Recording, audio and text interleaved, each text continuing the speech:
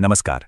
आज के इस विशेष विश्लेषण में हम एक बहुत ही प्राचीन और रहस्यमयी कथा में गोता लगाने वाले हैं, माता बगलामुखी की कथा। और साथ ही हम डिकोड करेंगे एक बेहद कमाल की दार्शनिक शक्ति को, जिसे स्तंभन शक्ति कहा जाता है। ये नकारात्मक विचारों और विनाशकारी वाणी को शांत करने का अचूक तरीका है।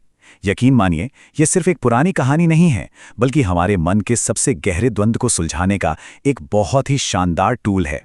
तो चलिए सीधे मुद्दे पर आते हैं। सोचिए, एक ऐसा हथियार जो कोई तलवार, भाला या बाण नहीं है, बल्कि किसी की जुबान से निकले हुए शब्द हैं। अक्सर कहा भी जाता है ना कि शब्द हथियारों से कहीं ज्यादा खतरनाक होते हैं। हथियार तो बस शरीर पर वार करते हैं, लेकिन विनाशकारी शब्द, वो पीढ़ियों को, गहरे रिश्तों को और पूरे के पूरे साम्राज्य को राख कर देने की ताकत रखते हैं। और इसी विनाशकारी वाणी से जुड़ा है हमारा पहला पड़ाव, मदनासुर का प्रलयंकारी तूफान। बात सतयुग के बिल्कुल आखिरी दौर की है। पूरे ब्रह्मांड को निगल जाने वाला एक भयंकर तूफान उठा। हालात इतनी तेजी से बिगड़े कि कई दिनों और रातों तक हाहाकार मचा रहा। घबराए हुए देवताओं को कुछ सूझ नहीं रहा था, तो उन्होंने सीधे सत्यकाम सरोवर के किनारे शरण ली और इस तबाही से बचने के लिए परम शक्ति का ध्यान शुरू किया। ब्रह्मांड का अस्तित्व सचमुच दांव पर लगा हुआ था। अब आप सोचेंगे कि इस तबाही की जड़ में कौन था? वो था मदनासुर नाम का एक असुर। इस असुर ने ब्रह्मा जी से एक ऐसा वरदान पा लिया था ना, जिससे वो किसी भी अस्त्र शस्त्र से अजेय हो गया था। कोई हथियार उसका कुछ नहीं बिगाड़ सकता था। पर सच कहूं तो उसकी सबसे बड़ी ताकत उसके हाथों या बाहुबल में नहीं थी। उसकी असली ताकत हैरान करने वाली थी। रणभूमि में उसे किसी हथियार की जरूरत ही नहीं पड़ती थी, क्योंकि उसकी आवाज, उसकी वाणी ही अपने आप में घातक हथियार बन चुकी थी। वो सिर्फ श्राप देकर, कुछ बुरा बोलकर ही किसी को भी पल भर में भस्म कर सकता था। आप जरा दोनों तरफ का अंतर देखिए। एक तरफ हमारे सबसे शक्तिशाली देवता इंद्र, अग्नि, वरुण अपने बड़े बड़े हथियारों वज्र और पाश के साथ खड़े हैं, और दूसरी तरफ मदनासुर सिर्फ अपनी जहरीली जुबान के साथ। देवताओं को पीछे हटना ही पड़ा, क्योंकि उस भयंकर नकारात्मक ऊर्जा के सामने उनके सारे भौतिक हथियार एकदम बेकार साबित हो रहे थे। और जब सारी उम्मीदें टूटती नजर आ रही थीं, तब शुरुआत होती है माता बगलामुखी के दिव्य अवतार की। देवलोक में जब विनाश बिल्कुल तय लग रहा था, तभी चतुर्दशी की आधी रात को एक अद्भुत चमत्कार हुआ। सत्यकाम सरोवर के शांत पानी से एक तेज, चकाचौंध कर देने वाली स्वर्णिम ज्योति निकली। और पता है क्या हुआ? केवल उस रोशनी की चमक से ही वो भयंकर तूफान, हिलते हुए पर्वत और विनाशकारी हवाएं उसी पल पूरी तरह थम गईं।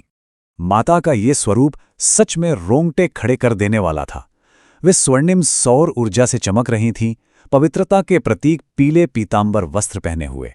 उनके एक हाथ में बुराई को दंड देने के लिए गदा थी, और दूसरे हाथ में क्या था? उन्होंने उसी मदनासुर की जीभ को अत्यंत मजबूती से जकड़ा हुआ था। ये सिर्फ एक दृश्य नहीं, बल्कि नियंत्रण का सबसे ताकतवर प्रतीक था। तो अब आता है इस कथा का सबसे निर्णायक मोड़, स्तंभन, यानी सीधे वाणी पर प्रहार। इस महासंग्राम के दौरान एक बहुत ही कमाल का विरोधाभास देखने को मिला। मदनासुर अपनी पूरी ताकत से जहरीले श्राप उगल रहा था। पूरे ब्रह्मांड में उसका शोर गूंज रहा था। वहीं दूसरी ओर माता बगलामुखी बिना एक भी शब्द कहे पूरी तरह से मौन और शांत खड़ी थीं। उनकी वो असीमित शांति उस असुर के शोर से कहीं ज्यादा खौफनाक और शक्तिशाली थी। और फिर अचानक, बिना किसी चेतावनी के, माता पलक झपकते ही उस असुर के बिल्कुल सामने आए और सीधे उसकी शक्ति के मूल स्रोत, यानी उसकी जीभ को अपने हाथों में जकड़ लिया। इस एक वार से असुर की वाणी, उसकी ताकत और वो उथल-पुथल मचाता ब्रह्मांड, सब कुछ वहीं का वहीं जम गया। सन्नाटा छा गया।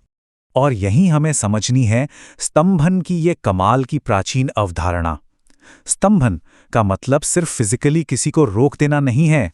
इसका मतलब है किसी भी विनाशकारी शक्ति, विचार या कर्म को पूरी तरह से सुन्न कर देना, या उसकी एनर्जी को जमा देना।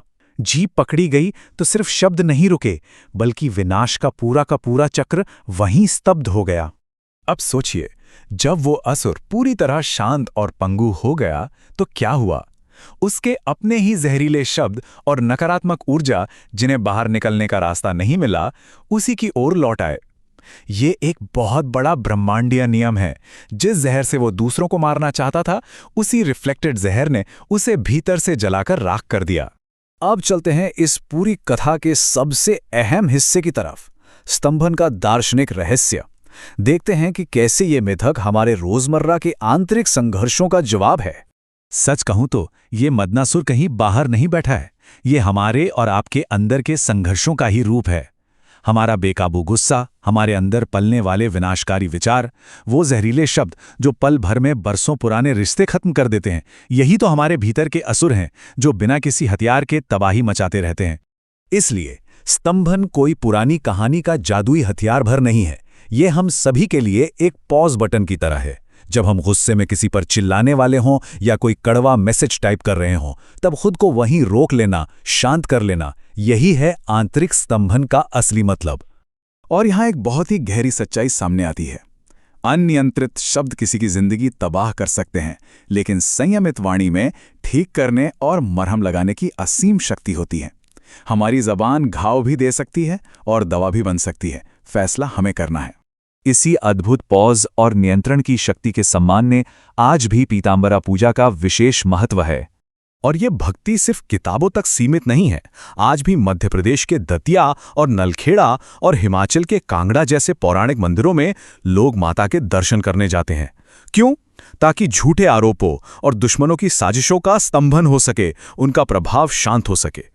इस ऊर्जा से जुड़ने के तरीके भी बहुत सरल और अर्थपूर्ण हैं, जिनमें पीले रंग का खास महत्व है। पीले कपड़े पहनना, पीले फूल और हल्दी चढ़ाना, ये सब कोई साधारण कर्मकांड नहीं है। पीला रंग ज्ञान और सूर्य के तेज का प्रतीक है, जो हमारे अंदर के अज्ञान के अंधेरे को दूर करता है। लेकिन एक बात जो सबसे ज्यादा अहम है, वो है हमारी नीयत। ये दिव्य शक्ति सिर्फ हमारी रक्षा और सत्य के लिए है, किसी को दुर्भावना से नुकसान पहुंचाने या अपना अहंकार थोपने के लिए बिल्कुल नहीं। नियत की 100% शुद्धता सबसे पहली शर्त है। तो इस विश्लेषण के अंत में एक बहुत ही महत्वपूर्ण सवाल हम सभी के लिए है। अगली बार जब मन में गुस्से का तूफान उठेगा या जुबान से कोई कड़वी बात निकलने वाली होगी, तो क्या हम अपने भीतर की इस स्तंभन शक्ति का इस्तेमाल करके खुद को एक पॉज दे पाएंगे? जरा सोचिएगा, ये एक ऐसा सवाल है जो हमें सच में अपनी वाणी का स्वामी बना सकता है।